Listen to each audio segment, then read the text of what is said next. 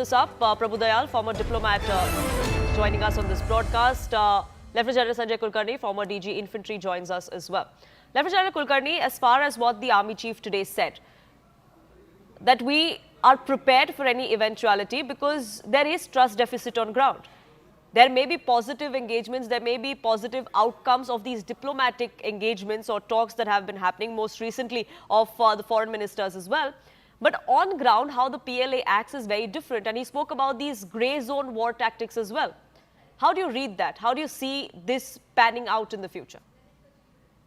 Thank you. I think what the chief is saying is absolutely right, because I am from the era which is pre-2020, and I have been interacting with them as till around 2015-16. So I know what it really means. We were at a good cordial relationship till then. And obviously, the chief, when he says that things are not, well, they're not normal, is absolutely right. Because if there is trust deficit, and even when I just about visited even Arunachal and I was at Bumla, you can see it, everything looks quite normal. But that bonhomie and that friendship and that kind of thing that existed pre-2020 is definitely not there. And that is not good. And it is in the interest of China. It surprises me because I had dealt with them for so many years that why and how and what made them do what they did at Galwan is something which is definitely out of the normal, not expected at all. And there were no such situations created either on our side. And the fact that Chinese did what they did, obviously the trust deficit now increases all the more. And I think he's absolutely right. I would go along with the chief until and unless those two friction points, Depsang and Demchok, are restored properly and we go down to pre-2020. I don't think anything would be normal. It's good. A lot of efforts on the diplomatic front, a lot of efforts on the core commanders meeting. But unless they translate on ground, well, the taste of pudding lies in eating. And as long as I go along with the chief, things are normal. But definitely, we've got to be careful. The things are sensitive. We ought to be very, very vigilant. And that is why everything is what it is on ground. Yeah. Absolutely. And how we move forward from here on, that's also important. I'll come back to you on that. But Prabhu Dayal, you know, recently we saw the kind of comments that came to the fore from the External Affairs Minister, or even when NSA Doval met with the Chinese Foreign Minister just this month, just September, in fact. And there was a sense that came to the fore that there is perhaps a softening of stand on both sides. Even China, the note that came out from the Chinese side after those talks, they spoke of an urgency of redoubling efforts to ensure that normalcy returns. Is this just talk, or will we see Beijing actually walk that talk? Well, you know, there has been talk of a possible breakthrough in the confrontation in eastern Ladakh. And this has been fueled by the flurry of bilateral political meetings and diplomatic meetings to which you referred to. And these have taken place in the last few months. As you said, these have included the 30th and 31st meetings of the working mechanism on consultation and coordination, which relates to settlement of the boundary affairs. And also, as you mentioned, there was this meeting between the National Security Advisor, Mr. Ajit Doval, and the Chinese Foreign Minister, Wang Yi, which took place on the sidelines of the BRICS speech at St. Petersburg as recently as September 12th. But, you know, as General Dwivedi's remarks have made it clear, there is a huge trust deficit with China. And this is continuing along the line of actual control. And therefore, India will have to go full steam ahead with preparations to maintain the forward deployment of troops for the 5th consecutive winter in the forbidding terrain of eastern Ladakh and Arunachal Pradesh. You know, I think General Dwivedi made it very clear that India wants China to return to the pre-April 2020 position. India wants that the pre-April 2020 situation must be restored. And that until this restoration happens, the situation will continue to be very sensitive.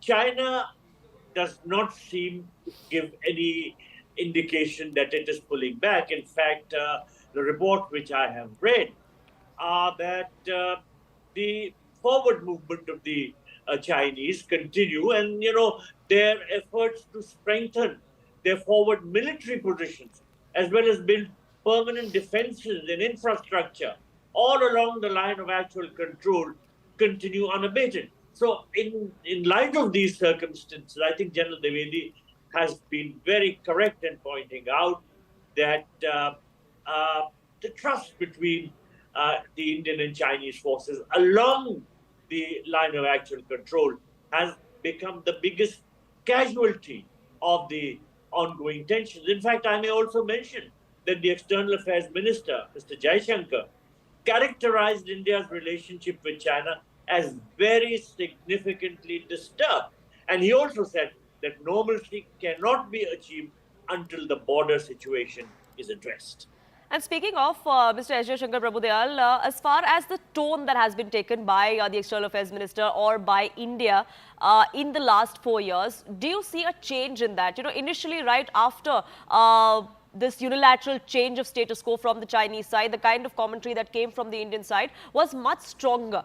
Now we see perhaps it being toned down a little. Is that because we are seeing a solution in sight, or is it because you feel that that is the only way to achieve something, to achieve a solution, only if we soften our stand?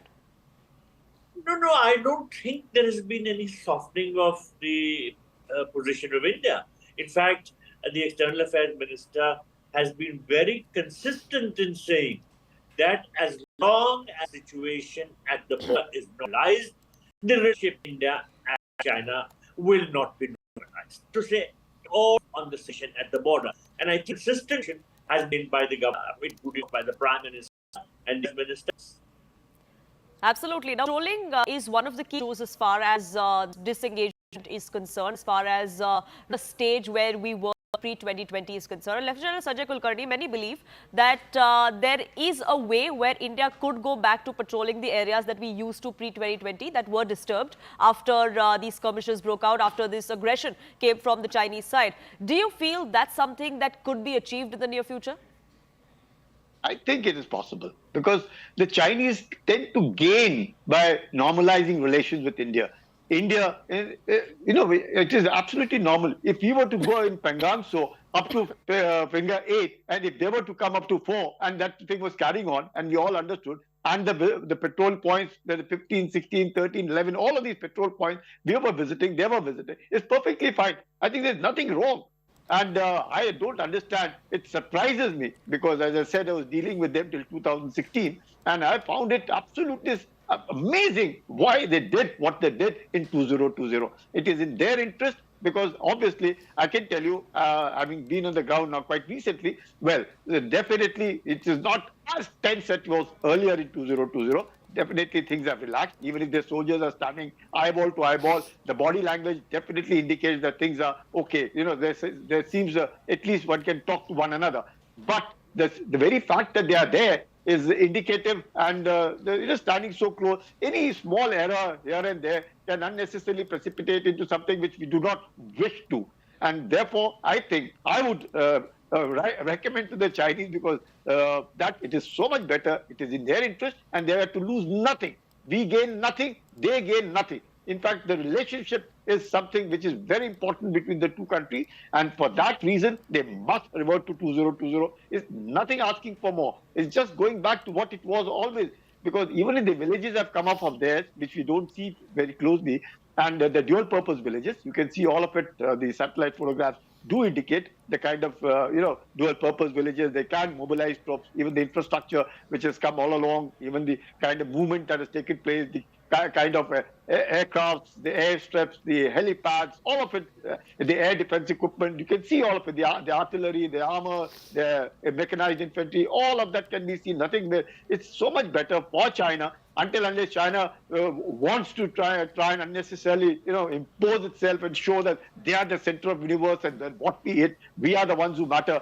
Well, they have now understood that India is able to hold their ground and would give it back should they be doing anything wrong. And so much better now if the trade has to develop, if trade has gone beyond $130 billion, so much better that on ground that at least they pull back, not pull back, they go back to it and normal patrolling is restored. All of them are normal. I think it's a win-win Because the situation. kind of military build-up that we're situation. seeing, a recent report of a helipad coming up along the line of actual control of the Chinese side, all of this also, I think, adds to that trust deficit that the Chief of Army Staff was speaking of. But Ambassador Dayal, I also want to ask you, we're going to be seeing Prime Minister Modi meet with President Xi Jinping later this month in Kazan during the BRICS summit on the sidelines of that. Do you think this is something that could come up at the highest levels, or is it best to be left to those who are already negotiating it? Well, the issue could certainly come up between the meeting of our Prime Minister with Xi Jinping. But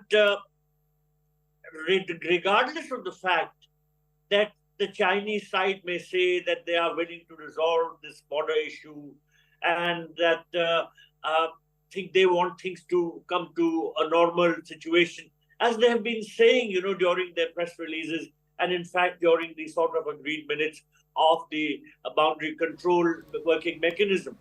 But the fact is that what happens on the ground is important. As General Kulkarni was saying, he has been involved with monitoring the situation during the days that he served in the army. And the army knows what the situation on the ground is. So regardless of what Xi Jinping may say, what will be actually of consequence is how our military commanders see the ground situation. And I'm afraid that the Chinese have been very tricky. They have been pretending to talk and willing to normalize the situation. But in actual fact, they have been strengthening and fortifying their defenses along the line of actual control with a very aggressive intention. It's not just that they want to hold us back, but those positions are being designed in such a way that they will further Chinese encroachments. Exactly. So their intention is very clear. Absolutely, and that's something that those on ground are going to be extremely wary of, as pointed out by the army chief as well. So diplomatically, we may be seeing positive engagements, but on ground, as far as at the military level is concerned, we are prepared for any eventualities. Also the message that was sent out today, and that's going to be the message that China and Pakistan both hear from time to time from India. I thank you both gentlemen for joining us here on this broadcast and sharing your perspective on this big story as we try to decode what happens next as far as India and China standoff is concerned.